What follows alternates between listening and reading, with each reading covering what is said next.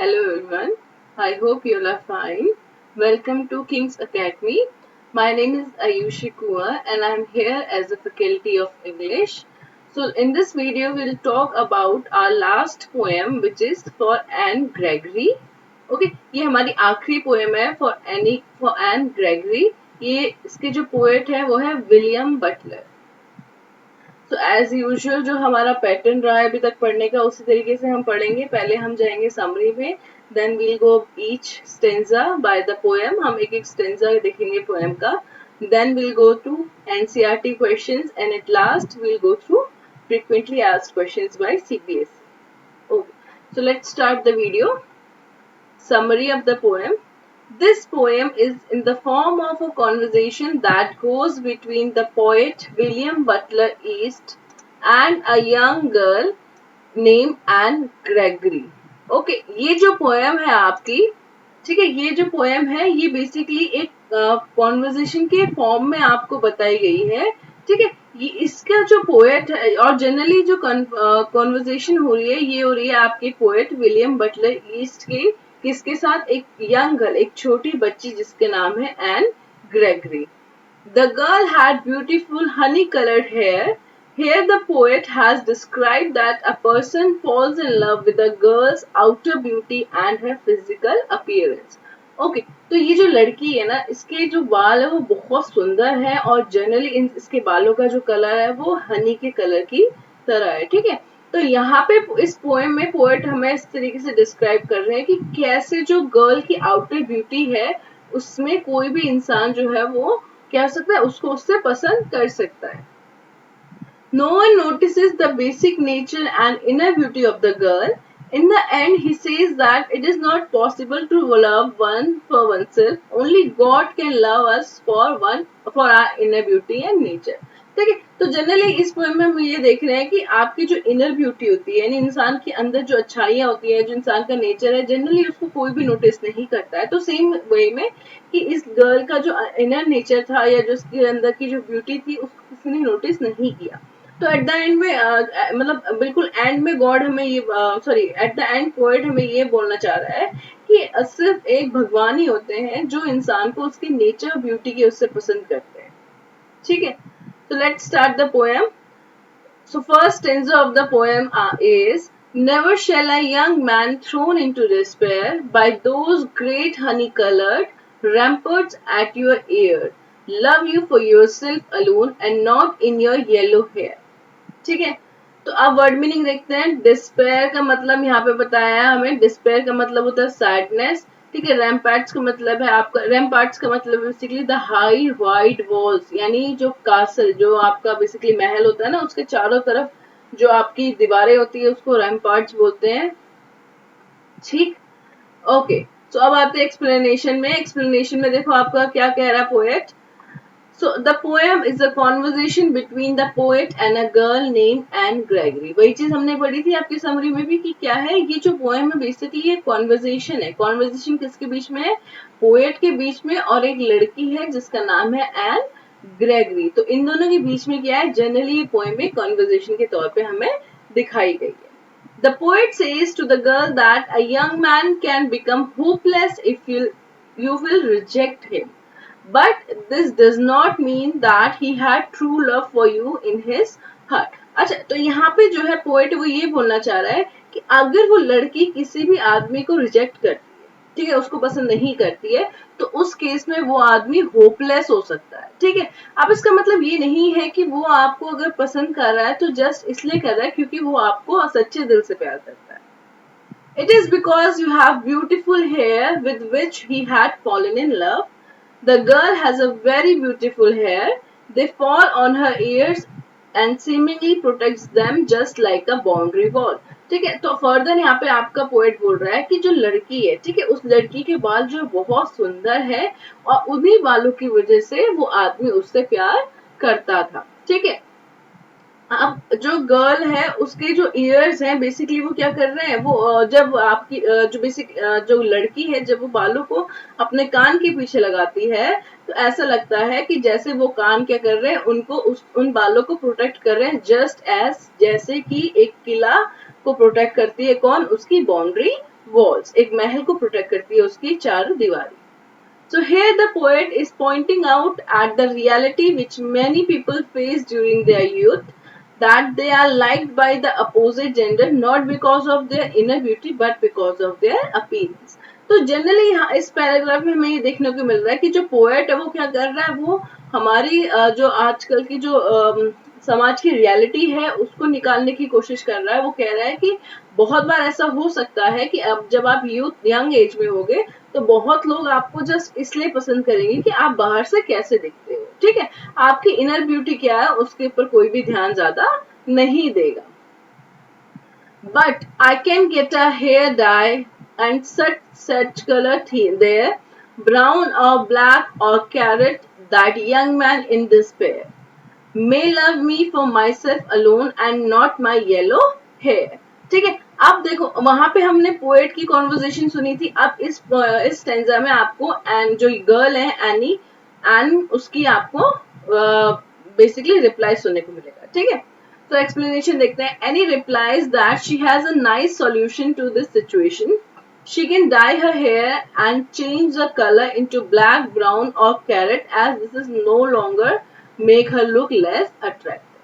ठीक है, तो एनी यहाँ पे बोल रही है कि जो भी प्रॉब्लम आपकी पोएट ने पॉइंट आउट करी थी ना, उस प्रॉब्लम का उसका ये सोल्यूशन है कि वो क्या कर सकती है, अपने बालों को कलर कर सकती है. ठीक है, वो अपने बालों को किसी भी कलर पे चेंज कर सकती है, फिर चाहे ब्लैक हो, चाहे ब्राउन हो, चाहे कैरेट कलर हो. क्यों? क्योंकि जो भी कलर वो करेगी उससे क्या होगी, वो उसका जो मतलब उससे जो उसका फिजिकल अपीयरेंस है वो खराब नहीं होगा, वो स्टिल उतनी ही ज्यादा अट्रैक्टिव लगेगी. Then maybe she will find the young man who will love her inner beauty and not her appearance. तो कह रही कि शायद इसके बाद वो शायद उस आदमी से मिल सकती है या उस आदमी को मिल जाएगी जो उससे क्या करेगा, सही प्यार करेगा, जो उससे असली में प्यार करेगा, उसकी इनर ब्यूटी उसके नेचर को लेके प्यार करेगा, ना ही सिर्फ उसके अपीयरेंस को लेकर. Next stanza. I heard an old religious man but yesternight declare that he had found a text to prove that only God, my dear, could love you for yourself alone and not your yellow hair. ठीक है, अब देखो, अब any की बात सुनने के बाद पोएट उसको क्या रिप्लाई कर रहा है. अब इसमें आपकी मीनिंग देख लेते हैं. हमें सिर्फ एक मीनिंग दी है, येस्टरनाइट. येस्टरनाइट का मतलब है पुरानी रात. ठीक है, एक रात, एक उस दिन से एक पहले वाली जो रात होगी वो येस्टरनाइट होगी. ठीक है, अब एक्सप्लेनेशन सुनते हैं. एक्सप्लेनेशन में, after hearing any Gregory, the poet says that he had heard an old religious man say that he could prove a fact with a text that he had found in some religious book. The fact was that if it is only God who loves us for what we are and not how we look, he loves us for the inner qualities. Only God can do this. अच्छा, जो आपकी any ने जो भी reply किया था poet को, उसको सुनने के बाद अब पोएट क्या कर रहा है, वापस से एनी को रिप्लाई कर रहा है. यहाँ पे वो कह रहा है कि उसने क्या करे, एक बूढ़े इंसान की बात सुनी है और कहीं ना कहीं वो जो है बूढ़ा इंसान है, जो भी बात बोल रहा है वो कह रहा है कि मैं उसको एक फैक्ट के साथ प्रूव कर सकता हूँ. पोएट कह रहा है कि मैं उसको एक फैक्ट के साथ प्रूव कर सकता हूँ, यानी जो मैं बोल रहा हूँ उसका मेरे पास क्या है, तथ्य है, मेरे पास उसका एविडेंस है, जो मुझे कहाँ से मिला, जो मुझे कुछ रिलीजियस बुक से मिला है, लिखा है सिर्फ गॉड यानी सिर्फ भगवान ही एक लौते चीज होती है, या सिर्फ भगवान ही लौते ऐसे हैं जो इंसान को उसकी क्वालिटीज के थ्रू पसंद करते हैं. ठीक है, इनर क्वालिटीज उसके स्वभाव के लिए को पसंद करते हैं, ना कि जस्ट कि वो कैसे दिख रहा है उसके हिसाब से पसंद नहीं करते. तो this is all about the poem. बहुत छोटी पोएम है. ठीक है, बेसिकली पोएम नहीं है, कॉन्वर्जेशन है between poet and the young girl and Gregory. I hope आपको क्लियर होगी. अब आते हैं क्वेश्चन आंसर पे. So first question is, what does the young man mean by great honey coloured slash ramparts at your ear? Why does he say that young men are thrown into despair by them? अच्छा, यहाँ पे पूछ रहा है कि young men यानी जो poet है उसका ये जो स्टेंजा उसने पोएम में लिए थे, इससे इसका क्या मतलब है और वो ऐसा क्यों कह रहा है कि जो आपका यंग मैन है वो होपलेस हो सकता है.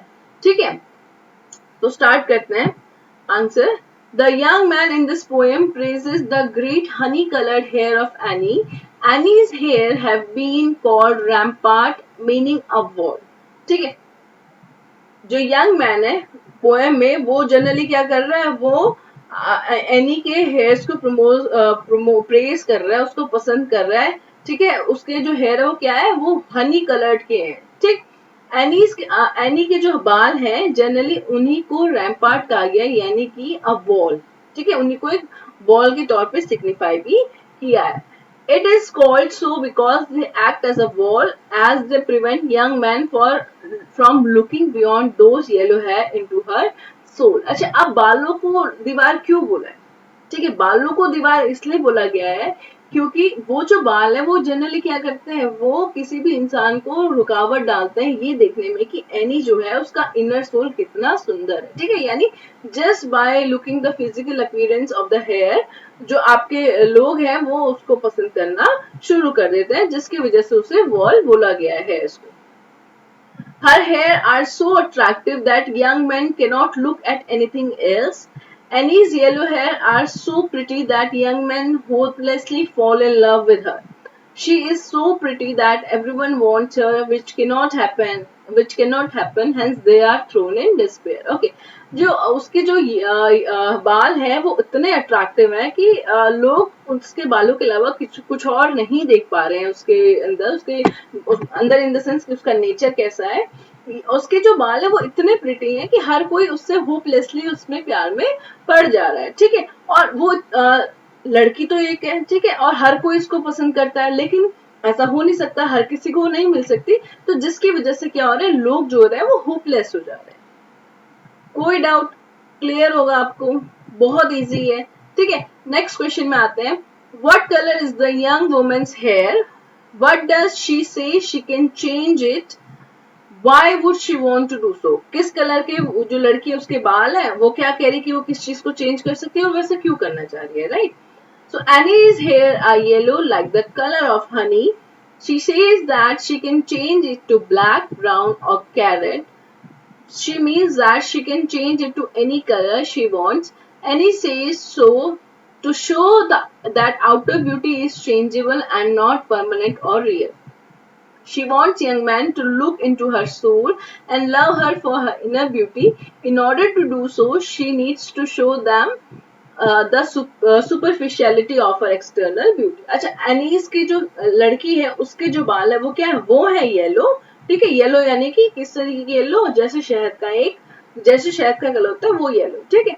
अब वो कह रही है कि वो अपने येलो कलर के जो बाल है उनका कलर चेंज कर सकती है, चाहे वो ब्लैक कर दे, ब्राउन कर दे। अब वो ऐसा क्यों कह रही है, वो इसलिए कह रही है क्योंकि वो ये देखना चाह रही है कि वो बताना चाह रही है कि जो आउटर ब्यूटी है, ठीक है, वो चेंज हो सकती है, यानी कि वो परमानेंट नहीं है, ठीक है, रियल नहीं है। और वो चाहती है कि वो ऐसे इंसान के साथ रहे जो उसको क्या कर रहा है, उसकी अंदर उसका जो स्वभाव है, उसका जो नेचर है, ठीक है, वो इनर सेंस कैसी है, उस चीज के हिसाब से उसको पसंद करे, ना कि बाहर के हिसाब से। क्यों? क्योंकि बाहर की जो ब्यूटी है वो क्या है, सुपरफिशियलिटी है, यानी वो कभी भी चेंज हो सकती है।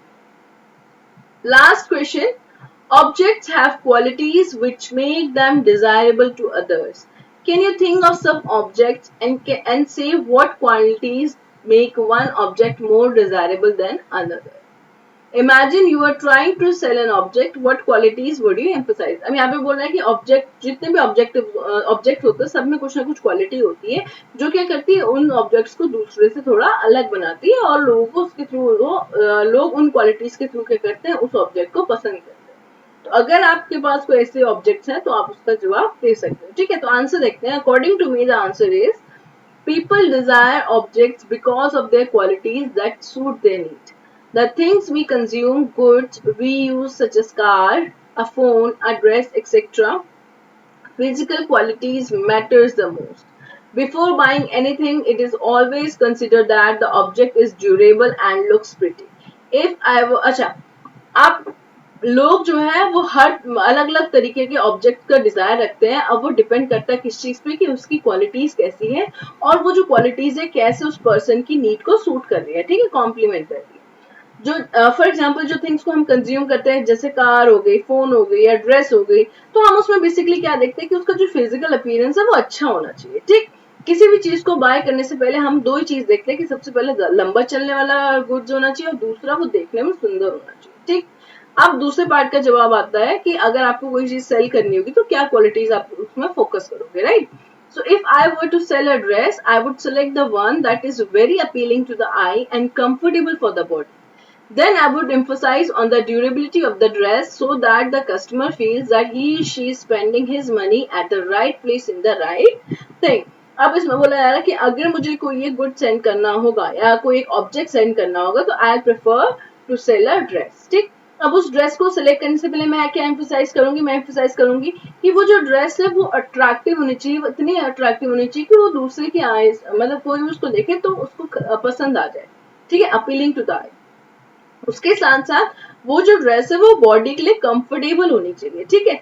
उसके बाद हम जो एम्फोसाइज करेंगे कि जो ड्रेस हो वो ड्यूरेबल हो, यानी वो लंबे टाइम तक चले। ऐसे नहीं है कि आपने एक बार पहना, दो बार पहना, वो फट गई या उसका कलर उतर गया, ठीक है, फेड हो गई, ये सब चीज नहीं होनी चाहिए। उसमें ड्यूरेबिलिटी होनी चाहिए ताकि कस्टमर को ये लगे कि अगर उसने उस पर्टिकुलर ड्रेस पे पैसा खर्च किया है, उसने सही पैसा खर्च किया है, ठीक। And the last is frequently asked questions. So frequently asked questions देखते हैं फटाफट। Who is the poet for Anne Gregory? Poet कौन है? The poet for Anne Gregory is William Butler. ठीक है। What is the meaning of the proverb? All that glitters is not gold. अच्छा, यहाँ पे पूछा गया proverb is मुहावरा। उस मुहावरे का क्या अर्थ है? मुहावरा क्या? All that glitters is not gold. ठीक है, जिसको हम हिंदी में बोलते हैं हर चमकती हुई चीज सोना नहीं होती। इसका इंग्लिश वर्जन है all that glitter is not gold. अच्छा, अब इसकी मीनिंग क्या है देखते हैं। All that glitter is not gold is an aphorism, it is that not everything that looks precious और true turns out to be so. जैसे मैंने आपको हिंदी बताया था ना, इसका मतलब क्या है कि हर चमकती हुई चीज सोना नहीं होती। यानी कि सिंपल सा इसका मतलब है कि अगर आप किसी भी चीज को देख रहे हो, अगर वो आपको देखने में प्रेशियस लग रही है, ठीक है, आपको लग रहा है यार ये तो बहुत कीमती है, जरूरी नहीं है कि एक्चुअल में उसकी कीमत जो है वो उतनी ही ज्यादा हो। ऐसा भी हो सकता है कि वो बहुत कम प्राइस में आपको बहुत अच्छी चीज भी आपको बहुत बार मिल सकती है। Now third question is what is external beauty? External beauty क्या होती है? So external beauty refers to the physical appearance of a person, that is how the person looks and appears to be. External beauty होती है basically आपका बाहर का appearance, यानी आप बाहर से कैसे दिखते हो, ठीक है।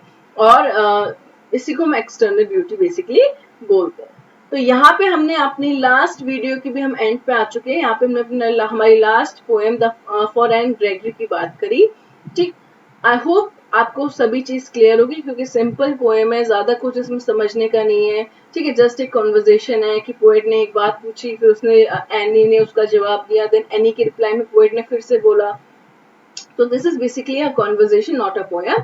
सो आई होप आपको चीजें क्लियर होंगी। आपको जो भी स्टेंजा या जब भी आपको लग रहा है कि वो चीज क्लियर नहीं है तो प्लीज आप रिवाइंड करिए, वीडियोस को दोबारा देखिए। So thank you, that's all for today.